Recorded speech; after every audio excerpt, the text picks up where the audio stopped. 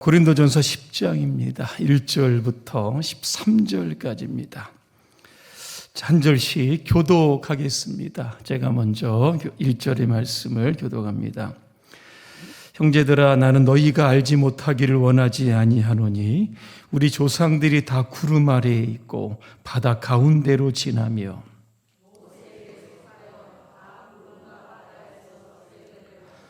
다 같은 신령한 음식을 먹으며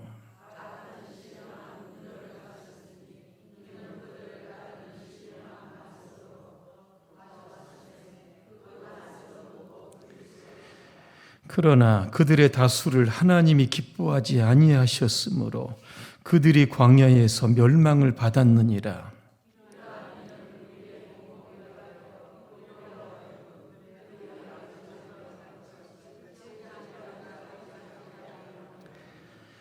그들 가운데 어떤 사람들과 같이 너희는 우상 숭배하는 자가 되지 말라. 기록된 바 백성이 앉아서 먹고 마시며 일어나서 뛰논다 함과 같으니라.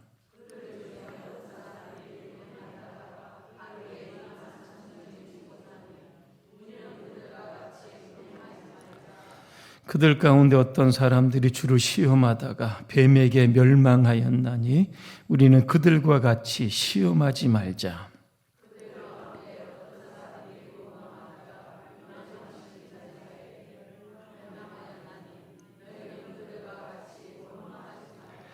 그들에게 일어난 이런 일은 본보기가 되고 또한 말세를 만난 우리를 깨우치기 위하여 기록되었느니라.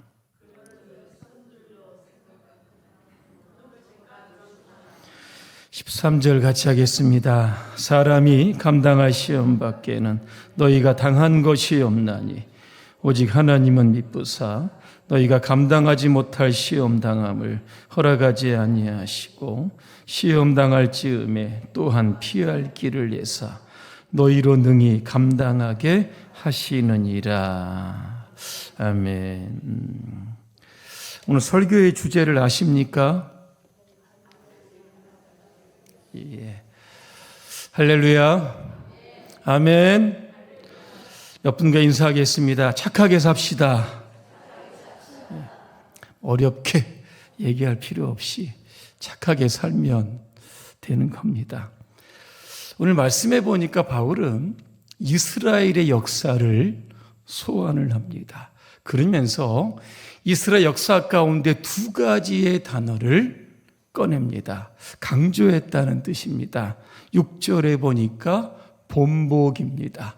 예전 성경에 보니까 거울이라고 되어 있습니다. 그러니까 역사는 거울이요 본복입니다.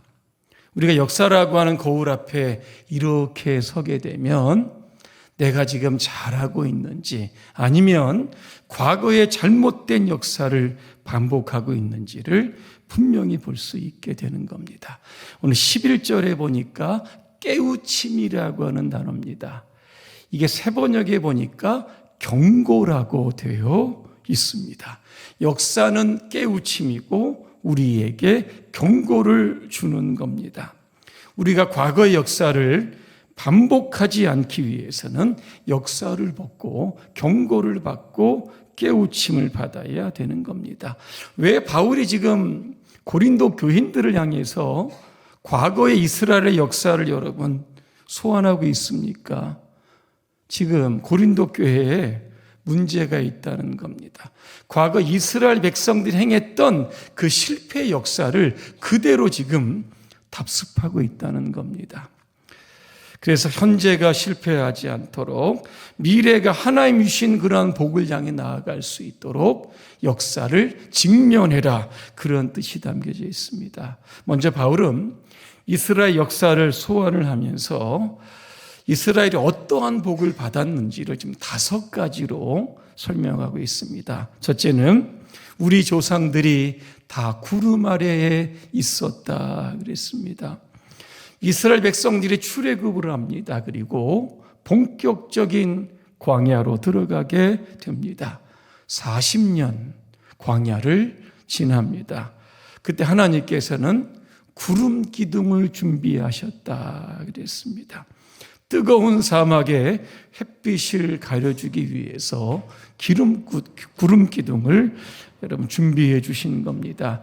만약에 이 구름 기둥이 없었다고 하면 이스라엘 백성들은 단 4일도 광야를 지나지 못했을 겁니다.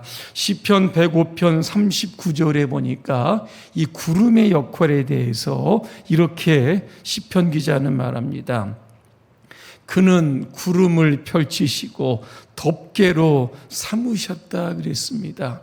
구름이 덮개라고 하는 겁니다. 지붕을 만드셨다는 겁니다. 그래서 이스라엘 백성들이 그늘 가운데로 그 광야에 40년의 세월을 지나갔다는 뜻입니다. 흔히 세상을 광야에 비유합니다. 그러나 하나님께서 오늘 광야 같은 세상에서 구름 기둥 특별한 은혜입니다. 이것을 통해서 오늘 저와 여러분들을 지키시고 인도하심을 믿으시기를 주님의 이름으로 축복합니다. 두 번째로 보니까 바다 가운데로 지났다 그랬습니다. 출애굽을 했는데 홍해 바다를 건너야 하는 겁니다. 근데 방법이 없습니다. 앞에는 바다고 뒤에는 애굽의 군사들이 지금 추격해 오고 있습니다. 여러분 어떻게 하면 됩니까? 하나님께서 모세를 통해서 기적을 베푸시는 겁니다. 홍해의 상류에서 내려오는 물을 막으셨다 그랬습니다. 그래서 바다에 길을 내십니다. 그래서 사람들이 걸어서 육지처럼 바다 가운데로 홍해 바다를 건너게 되었다라고 하는 겁니다. 우리 인생에 때로는 홍해 바다가 있습니다. 건너야 하는데 방법이 없는 겁니다. 하지만 하나님께서 우리의 인생에 개입하시는 겁니다. 광야의 길을, 사막의 강을 내시는 하나님께서 우리 인생의 바다의 육지를 만드셔서 우리를 건너가게 하심을 여러분 기억하시기를 바랍니다. 시편 136편 13절과 14절을 제가 한번 읽어드립니다. 홍해를 두 동강으로 가르신 분께 감사하라. 그 인자하심이 영원함이로다. 이스라엘을 그 가운데로 지나가게 하신 분께 감사하라. 그 인자하심이 영원하다. 바로와 그의 군대를 뒤흔들어서 홍해에 쓸어버리신 분께 감사하라. 그 인자하심이 영원하다 그랬습니다. 왜 하나님이 이스라엘 백성들에게 기적을 베푸셨습니까? 시편 기자는 인자하심이라고 그랬습니다. 인자가 뭡니까? 이스라엘을 향한 특별한 하나님의 은혜와 사랑인 겁니다. 그 은혜와 사랑이 오늘도 저와 여러분의 삶 가운데 있다라고 하는 것, 여러분 이러한 믿음을 가지시고 사시기를 바랍니다. 세 번째 보니까 모세에게 속하여 다 구름과 바다에서 세례를 받았다 그랬습니다. 세례 관주에 보니까 침례라고 되어 있습니다. 여러분 세례의 가장 중요한 의미가 뭔지 아십니까? 연합입니다. 하나가 됐다는 겁니다.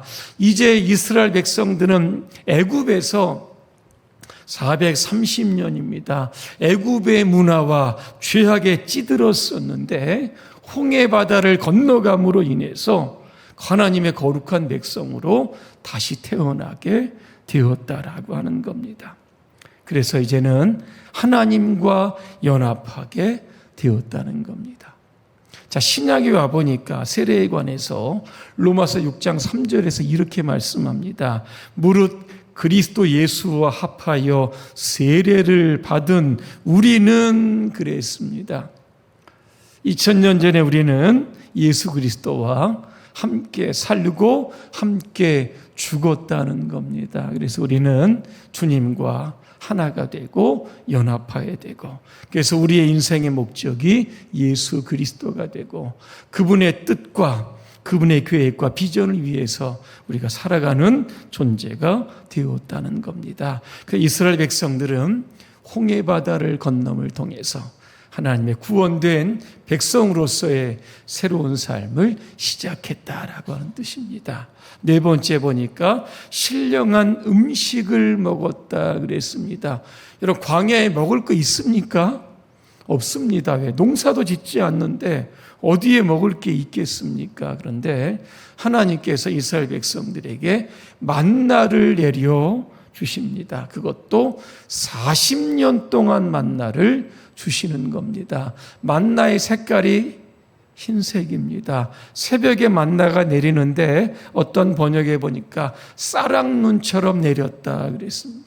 사람들이 보고 이것이 무엇이냐 신기했다는 겁니다. 만나의 뜻이 뭡니까? 이게 뭐냐? 이게 바로 만나라고 하는 겁니다. 광야에 먹을 것이 아무것도 없습니다. 농사도 못 짓고 농사 지을 시간도 없습니다. 왜? 이스라엘의 목적지는 가나안입니다. 그 땅을 향해서 부지런히 행진해야 됩니다. 배고프지 않도록 매일매일 하루하루 일용할 양식을 하나님께서 그들에게 주셨다는 겁니다. 다섯 번째 보니까 신령한 음료를 마셨다 그랬습니다. 신령한 음료가 뭡니까? 여러분, 광야에 물이 있습니까? 없습니다. 그런데 하나님께서 반석을 깨셔서 모세를 통해서 이스라엘 백성들 뿐만 아니라 짐승에게 이 갈증을 해결하셨다, 그렇게 말씀이 나오고 있습니다. 이 반석은 누구인가? 오늘 성경에 보니까 그리스도다 그랬습니다. 십자가에서 자기 몸을 깨뜨리신 예수 그리스도께서 우리에게 구원의 생수를 주셨다라고 하는 그런 말씀이 담겨져 있습니다. 여러분, 이 정도 복을 받으면 얼마나 여러분 하나님의 큰 복을 누리며 살아간 것입니까? 감사하며 살아가야 될 겁니다. 그런데 5절에 보니까 그러나 역접옵니다. 다시 말하면 앞의 것과 반대되는 상황을 대조해서 지금 바울이 말하려고 하는 겁니다. 뭡니까? 어제는 하나님의 복을 받고 살았는데 오늘은 하나님의 저주와 심판과 징계를 받게 되었다는 겁니다. 왜 그랬을까? 그 이유를 보니까 오늘 설교의 제목입니다. 이스라엘 백성들이 악을 즐겨했다, 그렇게 말씀하고 있는 겁니다. 그럼 도대체 이스라엘 백성들이 어떤 악을 저질렀을까? 우리에게 주시는 현대의 교훈입니다. 첫째로 우상을 숭배했다 그랬습니다. 여러분, 출애굽기 32장에 보니까 모세가 시내산으로 하나님의 율법을 받기 위해서 올라갑니다. 산 밑에서 아론과 이스라엘 백성들이 금송아지 만들었습니다. 야, 보이지 않는 하나님보다 보이는 금송아지를 우리가 하나님으로 섬기자 그랬던 겁니다. 백성이 앉고 일어서고 먹고 뛰놀았다, 그렇게 되어 있는 겁니다. 여러분, 현대판 금송아지가 있습니다. 뭔지 아십니까? 골로새서 3장 5절입니다. 탐심은 곧 우상 숭배라 그랬습니다. 욕심이 과해지고 더 많은 것들을 가지려다 보면 그의 눈에는 하나님이 보이지 않는 겁니다. 그래서 세상의 물질을 더 취하게 만드는 것. 그래서 예수님께 신약에 보면 둘 중에 하나를 선택하라. 물질이냐 하나님이냐, 이거 반드시 결단하라고 말씀하고 있는 겁니다. 그래서 우상 숭배, 현대판 금송아지는 탐심이다. 탐심을 버려야 된다. 이거 지금 우리에게 말씀하는 겁니다. 두 번째, 음행입니다. 민수기 25장에 보니까 이스라엘 백성들이 시딤에서 모압 여인들과 음행을 했다 그랬습니다. 몇 명이 음행을 했습니까? 오늘 성경에 나옵니다. 하루의 음행을 통해서 몇 명이 죽었습니까? 23,000명. 전염병으로 죽었다라고 하는 겁니다. 왜 음행을 했을까? 이렇게 생각을 보니까 영적인 긴장이 풀어집니다.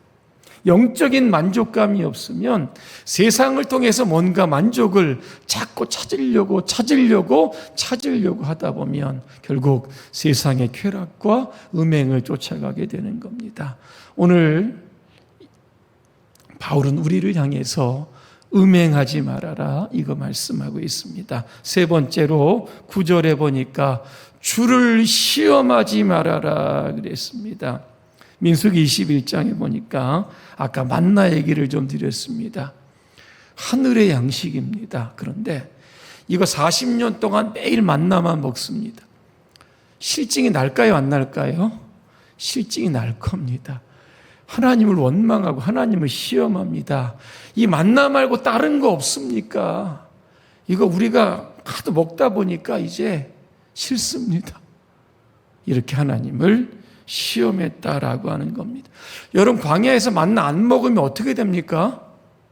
다른 거 먹을 거 있습니까? 없습니다. 죽습니다.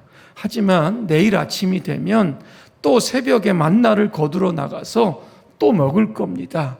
먹으면서 또 하나님을 시험할 겁니다. 이거 말고 딴 거 주십시오.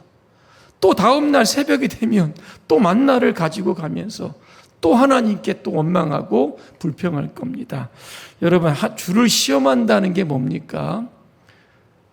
광야에 새벽에 주시는 만나, 엄청난 은혜와 축복인데 이걸 하찮게 여기고 살아가는 겁니다. 다른 거 주십시오. 다른 거 주십시오. 이게 바로 하나님을 시험하는 겁니다. 하나님을 시험하면 어떻게 됩니까? 뱀에게 물려 죽었다. 하나님께서 불뱀을 보내주시는 것이죠. 주를 시험하고 원망하는 자들을 다 물어서 죽였다. 성경에 나오고 있는 겁니다. 네 번째는 원망입니다. 10절에 나옵니다.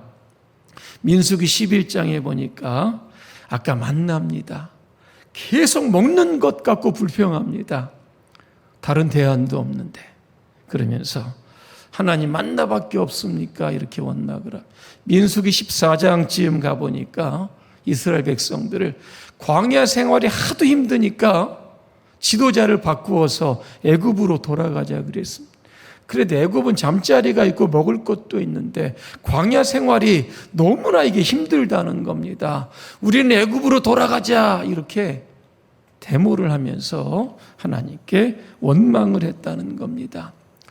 여러분도 원망 많이 하시죠? 저만 합니까? 원망하지 않는 비결이 뭐가 있을까 생각해 보니까 여러분 감사합니다. 하루하루 시간 매 순간마다 하나님께서 여러분이 주신 은혜와 축복을 조금이라도 생각하시고 그것을 여러분 인정하며 사시면 감사가 나올 겁니다. 그 감사로 여러분 원망 여러분 이겨내시기를 바랍니다. 여러분 하나님을 거역하고 시험하고 원망한 이스라엘 백성들 여러분 어떻게 됐습니까? 살았습니까? 죽었습니까? 다 죽었습니다.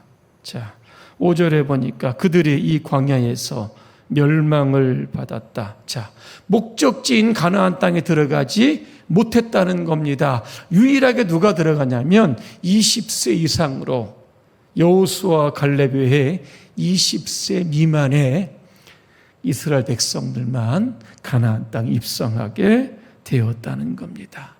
왜 이 이야기를 꺼내고 있는가? 오늘 13절에 나옵니다. 그런즉 선줄로 생각하는 자는 넘어질까 조심하라 그랬습니다. 여러분 사람이 언제 넘어집니까? 나 절대로 넘어지지 않을 거다. 이런 영적인 교만 때문에 넘어지는 겁니다. 여러분 베드로가 어떻게 했습니까? 내가 예수님 절대로 버리지 않겠다. 하지만 몇 시간이 지난 후에 베드로는 예수님을 3번씩이나 부인하고 저주했던 겁니다. 여러분 엘리야가 갈멜산에서 850대 1 바알과 아세라를 섬기는 우상 숭배자들과 영적 대결에서 승리합니다. 얼마나 의기양양했을까를 생각해 봅니다. 하지만 여러분 하루 이틀 지나서 엘리야는 로뎀나무 밑에 앉아 있습니다. 왜? 왕비 이세벨이 자기가 수하로 있었던 그 우상 숭배자들 다 죽였으니까 가만히 있겠습니까? 내가 너 죽이겠다. 그 소리를 듣고 도망을 친 겁니다. 로뎀 나무 아래서 뭐라고 한지 아십니까? 하나님, 나는 내 조상들보다 아주 못난 사람입니다. 차라리 저를 여기서 죽여주십시오. 그랬습니다. 승리 다음에 급격하게 우리를 함정에 빠뜨릴 수 있는 유혹들이 찾아올 수 있다라고 하는 겁니다. 그래서 바울은 선줄로 생각하는 자는 넘어질까 조심하라 말씀합니다. 결론입니다. 우리가 하나님의 복을 지속적으로 받기 위해서는 해야 할 일이 악을 버려야 하는 겁니다. 그리고 하나님이 기뻐하시는 일을 지속적으로 할 수 있어야 하는 겁니다.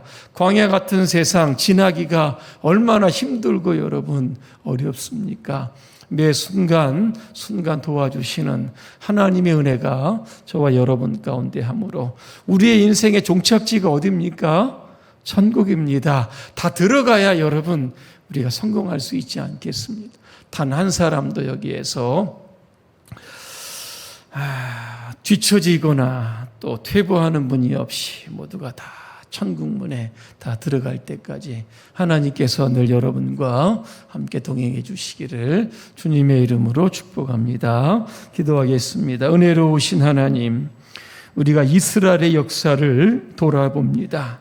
잘못된 것들 다 버리게 하시고 잘된 것들은 본받게 해주셔서 우리가 이 땅에 살아가는 동안 하나님이 기뻐하시는 일들을 통해서 하나님이 주시는 복을 영원토록 누리며 살게 하옵소서.